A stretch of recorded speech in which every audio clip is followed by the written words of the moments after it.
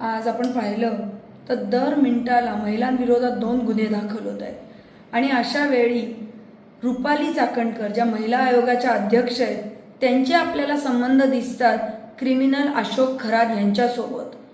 खरंच या महाराष्ट्रासाठी लाजिरवाणी गोष्ट आहे. मी शेतकरी कामगार पक्षाच्या वतीने तातडीने त्यांची नैतिकता म्हणून रुपाली चाकणकरांची या ठिकाणी राजीनाम्याची मागणी करते आणि या सरकारला विनंती करते की खरातांवर आणि चाकणकरांवर सगळ्या मामल्यावरती सखोल चौकशी झाली पाहिजे आणि त्या स्वतः खूप वाईट वाटतं समजून की त्या स्वतः विश्वस्त आहेत त्यांच्या एका संस्थेच्या.